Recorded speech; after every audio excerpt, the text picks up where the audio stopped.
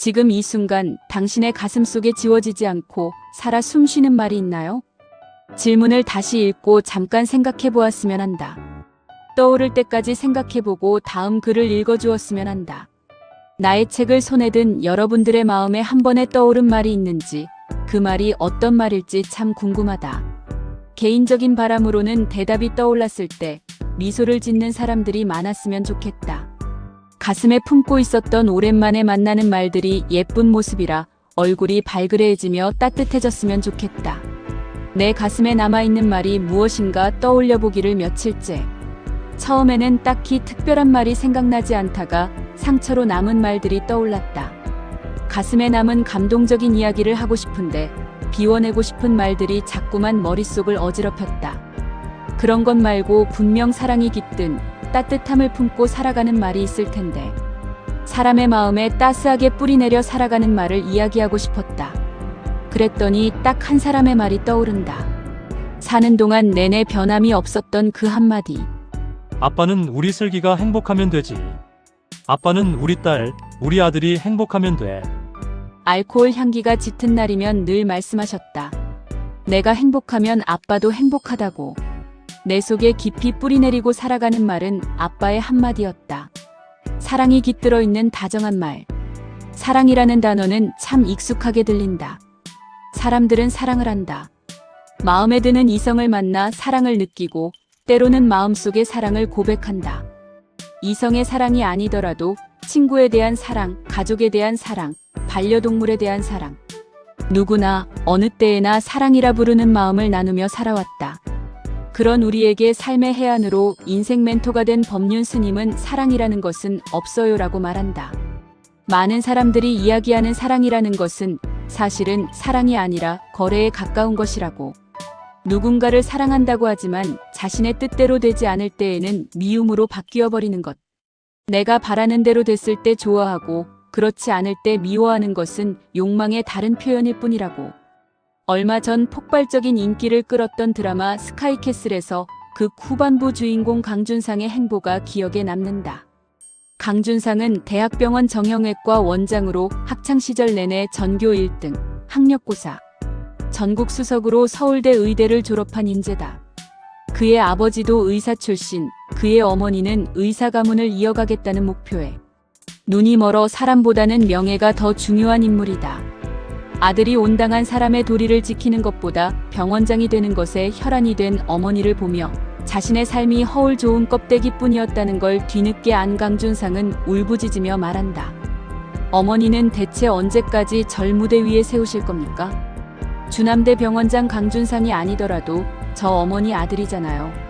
자신의 존재 자체를 사랑해주길 바라는 그의 울부짖음이 내 마음을 아프게 했다. 하지만 어머니도 그런 아들이 원망스럽기는 마찬가지다. 내가 너를 어떻게 키웠는데. 어머니는 아들을 엘리트 의사로 만들기 위한 그간 노력의 대가가 고작 이것인지, 아들이 자신이 원하는 대로 살아주지 않는 것에 대해 배신감을 느낀다. 자식이 좋은 직업을 가지고 좋은 수입을 얻어서 안락한 삶을 꾸리길 바라는 것은 당연하지만 그 마음이 진정 자식을 위한 것이 아니라 본인의 욕망을 채우기 위한 마음이라면 그것은 사랑이 아닌 거래에 가깝다는 스님의 말씀이 이해가 가는 대목이다. 가장 완전 무결한 사랑이라고 일컫는 부모의 사랑마저도 사실은 이처럼 사랑이 아닌 거래가 되는 경우를 종종 보게 된다. 그래서 사람들은 사랑이라는 감정의 가치를 높게 평가한다. 대가를 바라지 않는 사랑. 무언가를 기대하는 마음으로 사랑을 주는 것이 아니라 그저 사랑하기에 보살피는 마음. 순진무구한 마음에서 나오는 고귀한 사랑은 사람들의 마음에 감동을 주고 가슴에 남는다.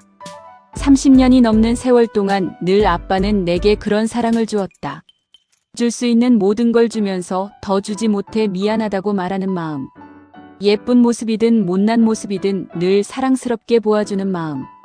그러면서도 내게 바라는 건 오로지 내가 행복한 것, 그것뿐이라는 그 한결같은 마음이 오랜 세월 동안 내 가슴 속에서 따뜻한 사랑으로 살아가고 있었다. 몇 해 전 서울에서 지내던 때였다.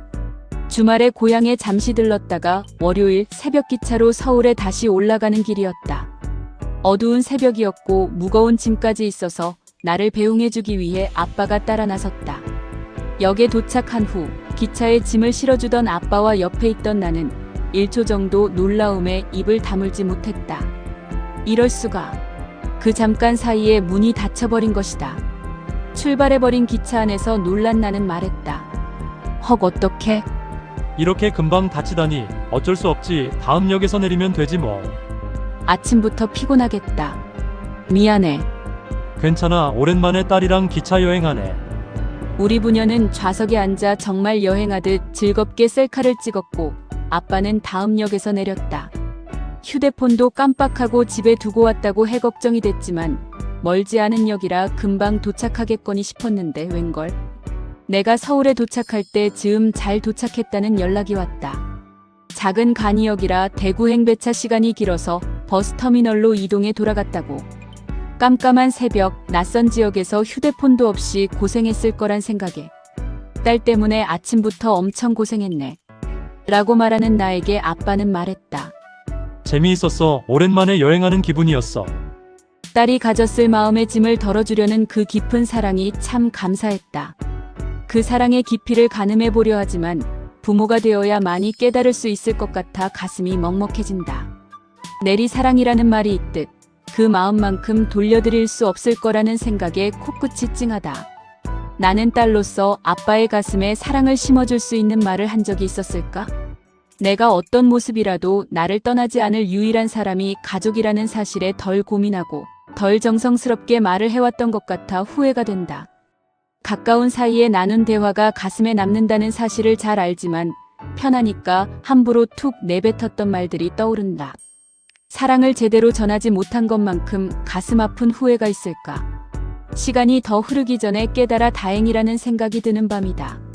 곁에 있는 소중한 사람에게 따뜻한 진심을 전할 수 있는 시간이 있다는 것.